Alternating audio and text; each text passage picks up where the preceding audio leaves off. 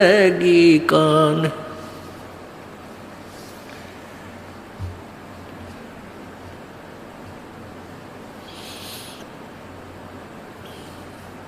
परमपिता परमात्मा पूर्ण ब्रह्म सर्व सृष्टि रचनहार कुल मालिक कबीर देव कबीर साहब कबीर अल्लाह अल्लाहु अकबर, ये वही परमात्मा है जो बनारस में काशी में भारतवर्ष की पवित्र भूमि पर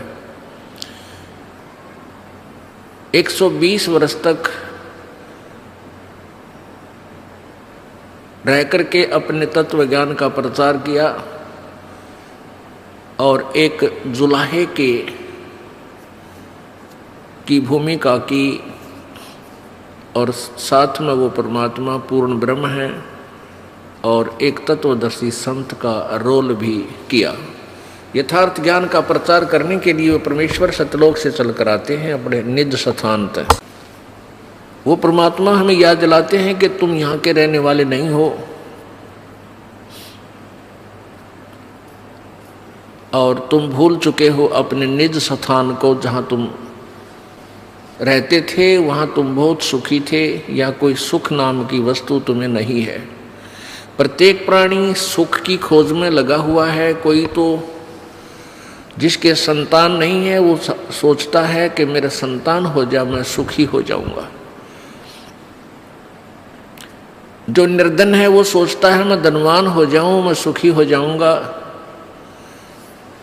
कोई व्यक्ति है जिसके पास थोड़ा बहुत धन है वो सोचता है कि मैं कोई एमएलए मंत्री बन जाऊं मेरी मौज हो जाएगी।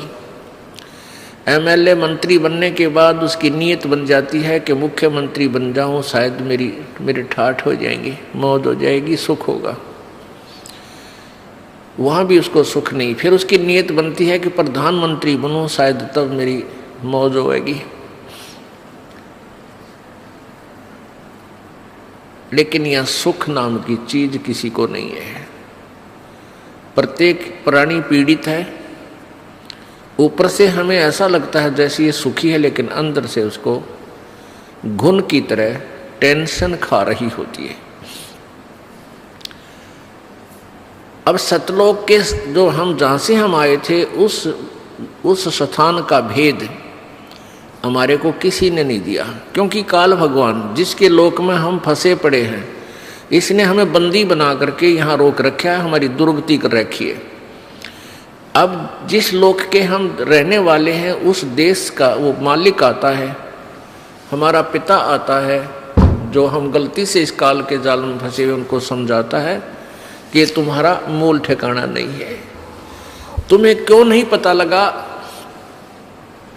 पीछे गए ना आगे गए ना बावड़े, रहते भी सब जहां, बिन साहिब की बंदगी कहीं ठोर ठिकाना ना। परमात्मा कहते हैं भाई पहले जो चले गए तुम्हें छोड़कर, वो काल ने भ्रमित कर दिए, कहीं के कहीं पटक दिए ठाकर, वो तो वापस आए नहीं। यूं बताने के लिए आगे बहुत बुरी दुर्गति है, और जो रह रहे हैं शेष ये भी चले जाएंगे, ये भी मर जाएंगे। साथी हमारे चले गए हम भी चालन हारे, कोई कागज में बाकी रह रही तात लगी है वार। अब यह इतने दुखी हैं हम, जिसकी मृत्यु होगी उसको तो हम सोच लेते हैं मर गया भाई मर गया, कोई बात नहीं, इसका अंतिम संस्कार करो और क्रिया करके फारिग हो गए। शेष बचे हुए ये सोचते हैं हम अभी नहीं मरेंगे। परमात्मा कहते हैं विचार करो, जैसे वो चले गए वो भी यही सोचे हुए थे हम अभी नहीं मरेंगे। साथी हमारे चले गए और हम भी चालनहार। परमेश्वर अपने ऊपर ही ये सब उदाहरण दे करके हमें समझाना चाहता है। और कोई कागज में बाकी रह रही तात लागरी वार। अभी तेरे सांस शेष हैं प्रभु के कागजों में, इसलिए तू शेष बचा है। जिस दिन वो कागज पूरे हो जाएंगे, 1 सेकंड ना घर वाले रखें और तो रखेगा कौन। तो क्या बताते हैं कि आगे गए ना बावड़े, बावड़े माने वापस नहीं आए, और रहते भी सब जहां, और बिन परमेश्वर की बंदगी की तो ठोर ठिकाना ना। आज आपने अपना घर, अपना देश, अपने बच्चे अपना ठिकाना मान रखा है कि हम यहाँ रहते हैं, ये हमारा ठिकाना है, और कल मृत्यु हो जाती है। कहाँ गए? पुण्यकर्मी स्वर्ग में, पाप किए हैं फिर स्वर्ग में जब पुण्य समाप्त हो जाएंगे फिर नरक में, और जब नरक वो पाप नरक के जितने भोगने हैं वो भोग पूरे हो जाएंगे, समाप्त हो जाएंगे, फिर पृथ्वी पर गधे की योनि में, गधे की योनि का संस्कार पूरा हुआ, फिर कुत्ते की योनि में, कुत्ते का पूरा हुआ, फिर दूसरे की योनि में। कितना ठोर ठिकाना ना स्वर्ग में ठोर ठिकाना, ना नरक में ठोर ठिकाना, ना मनुष्य जीवन में ठोर ठिकाना, ना देवता रूप में तेरा ठोर ठिकाना, क्योंकि यहाँ तो जन्म और मृत्यु का अटल विधान है। एक ऐसा स्थान है जहाँ जाने के बाद फिर मृत्यु नहीं होती, वहाँ कोई दुख नहीं, वहाँ बुढ़ापा नहीं और मृत्यु नहीं। ये दो दुश्मन है इस प्राणी के। एक तो वृद्धावस्था, सबसे भयंकर दुख है वृद्धावस्था। अब कोई रोग हो गया, उसका ट्रीटमेंट हो जा, इलाज है। इस वृद्धावस्था का कोई इलाज नहीं। इसका इलाज है लेकिन ये प्रोसीजर लंबा है। परमात्मा के चरणों में आवे, पूर्ण ब्रह्म की साधना करे, परम संत से लेकर आखिरी सांस तक सच्चे दिल तो भक्ति करे, तो बुढ़ापे में आने वाली आपदाएं बहुत हल्की हो जाएंगी, बहुत फर्क पड़ जाएगा।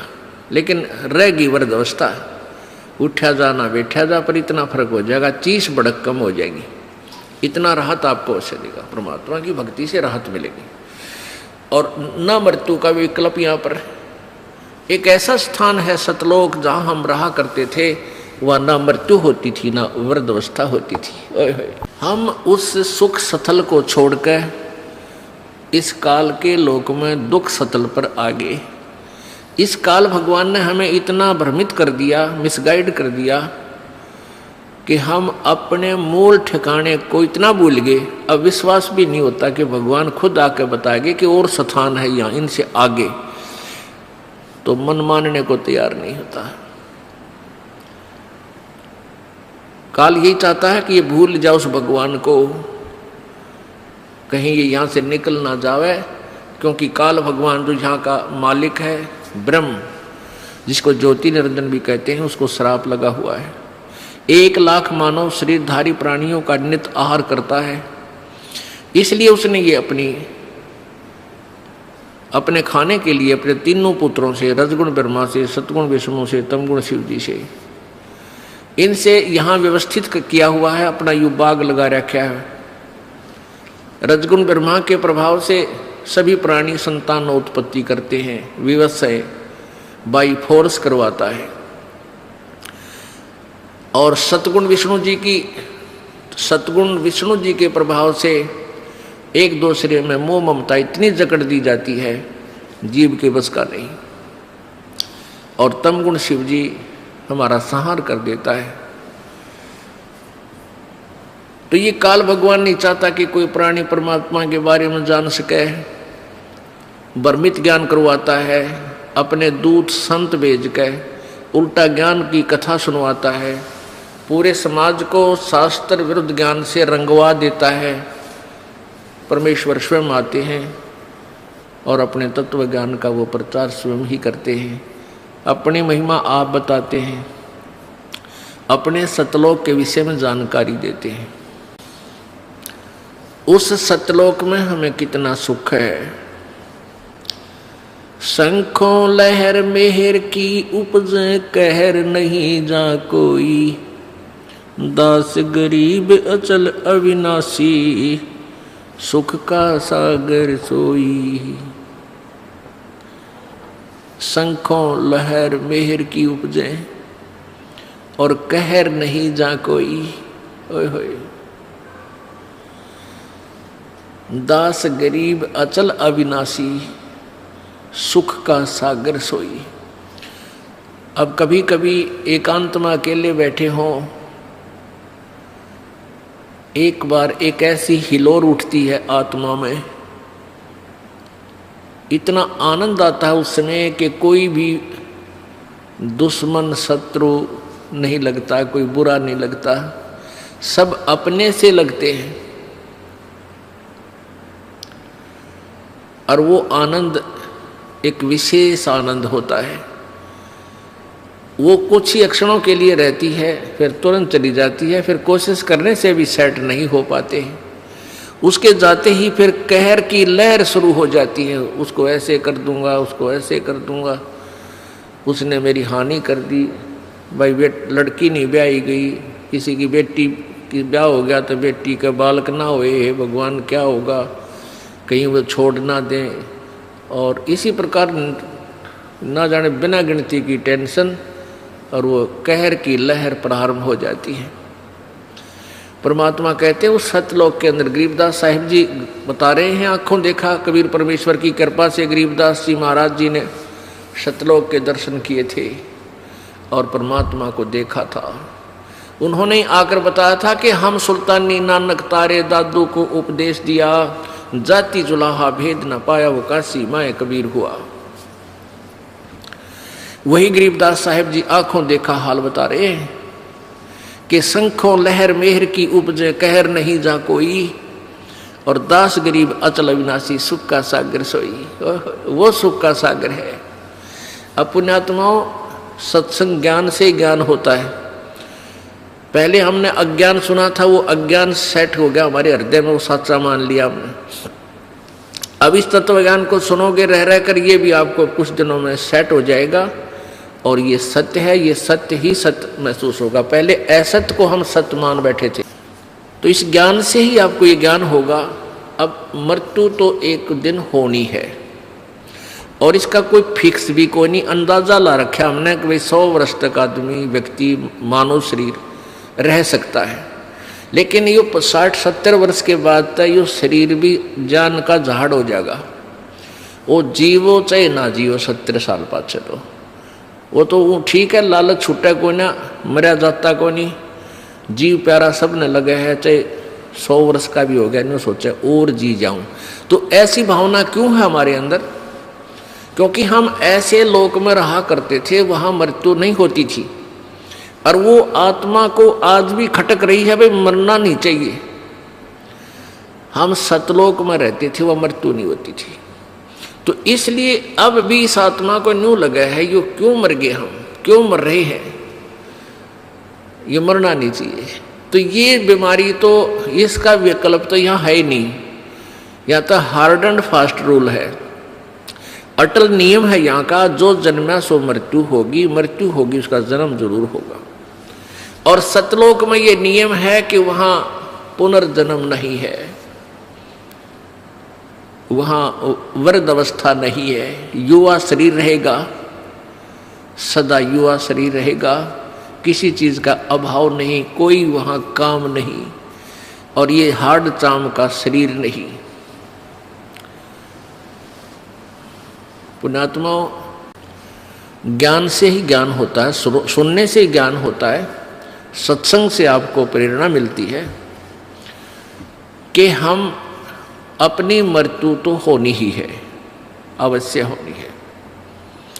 तो क्यों ना हम अपना पूरी टारगेट, पूरा उद्देश्य सच्चे दिल से सतलोक जाने का बनाए, क्योंकि इस ज्ञान से आपको ये प्रमाण मिलेंगे, 100 प्रमाण देगा ये दास आपको कि ये लोक अपना नहीं है, अपना लोक सतलोक है। और उस सतलोक को किस किस ने सेकंड किया है, किस किस ने समर्थन किया है, खुद परमेश्वर ने आके बताया कबीर जी ने। और फिर कबीर परमेश्वर जी ने अपनी प्यारी आत्माओं, जो अश्रेष्ठ आत्माएं होती हैं, उस समय अच्छी आत्माएं होती हैं, उनको अपना गवाह बनाया, उनकी आत्मा को सतलोक लेकर गए, उस प्यारी आत्माओं को सचखंड दिखाया, अपना वास्तविक वहाँ परिचय कराया, समर्थता का ज्ञान कराया, वहाँ का सुख से परिचित करवाया, फिर उनको वापस शरीर में छोड़ा, जनता में वो अपना ज्ञान प्रचार करवाया। उन्होंने सभी ने एक जैसा ही मार्ग बताया है, जैसे आदरणीय धर्मदास साहिब जी बांधवगढ़ वाले,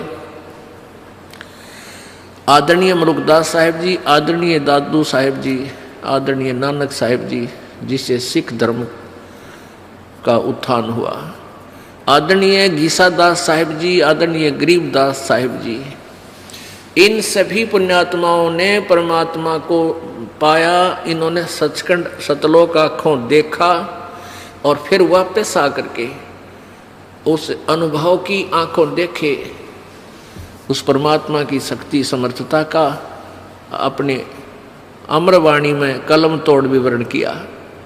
हम देखा सो साच है और सकल प्रपंच। गरीबदास साहिब जी कहते हैं हमने जो देखा वो सत्य है, बाकी जो कह रहे हैं वो सब प्रपंच झूठ बोल रहे हैं।